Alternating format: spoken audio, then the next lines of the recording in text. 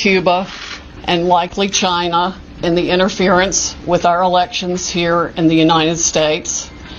The Dominion voting systems, the Smartmatic technology software, and the software that goes in other computerized voting systems here as well, not just Dominion, were created in Venezuela at the direction of Hugo Chavez to make sure he never lost an election after one constitutional referendum came out the way he did not want it to come out.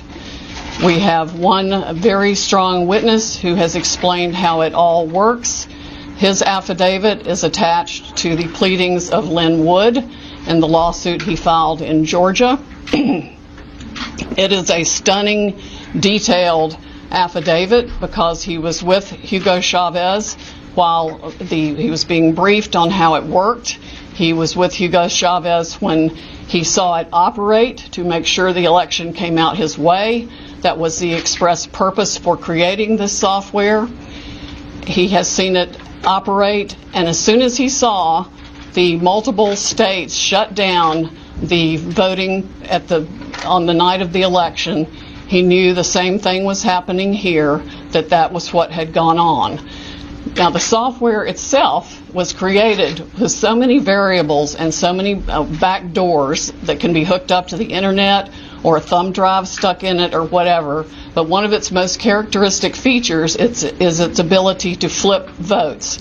It can set and run an algorithm that probably ran all over the country to take a certain percentage of votes from President Trump and flip them to President Biden, which we might never have uncovered had the votes for President Trump not been so overwhelming in so many of these states that it broke the algorithm that had been plugged into the system. And that's what caused them to have to shut down in the states they shut down in. That's when they came in the back door with all the mail-in ballots, many of which they had actually fabricated. Some were on pristine paper with identically matching perfect circle dots for Mr. Biden. Others were shoved in batches. They're always put in a certain number of batches, and people would rerun the same batch. This corresponds to our statistical evidence that shows incredible spikes in the vote counts at particular times, and that corresponds to eyewitness testimony of numerous people who have come forward and said they saw the ballots come in the back door at that time.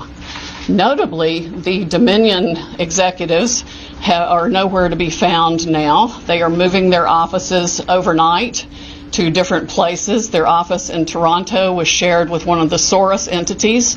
One of the leaders of the Dominion project overall is Lord Malloch Brown, Mr. Soros' number 2 person in the UK, and part of his organization. There are ties of the Dominion leadership to the Clinton Foundation and to other known politicians in this country.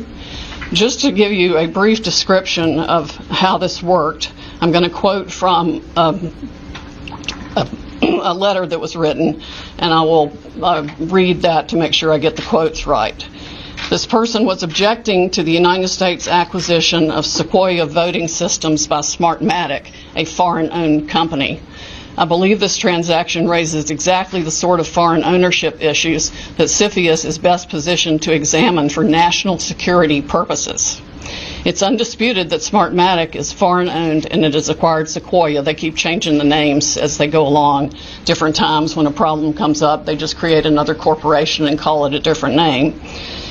But it was a voting machine company doing business in the United States. Sequoia voting machines were used to record over 125 million votes during the 2004 presidential election in the United States.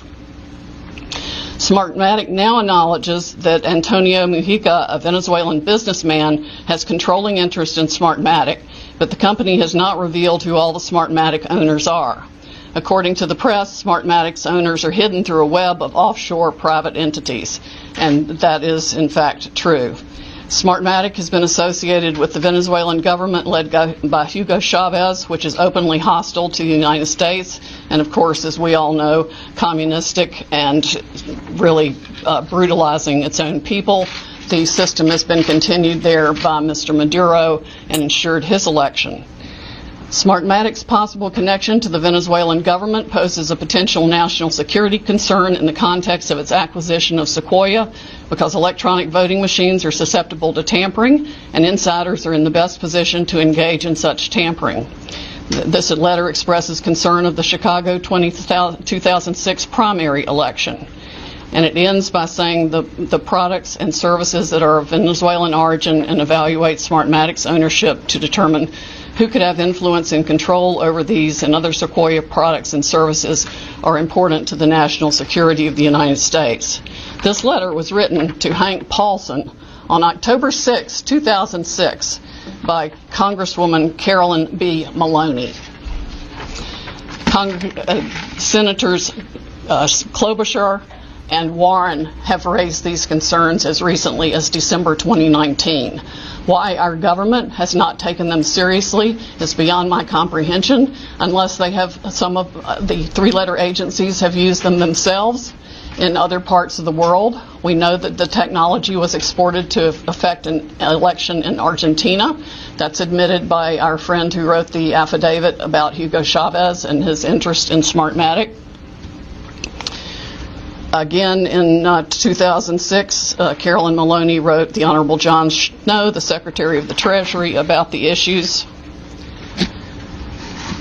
Speaking of Smartmatic's leadership, one of the Smartmatic patent holders, Eric Coomer, I believe his name is on the web as being recorded in a conversation with Antifa members, saying that he had the election rigged for Mr. Biden, nothing to worry about here, and they were going to F Trump.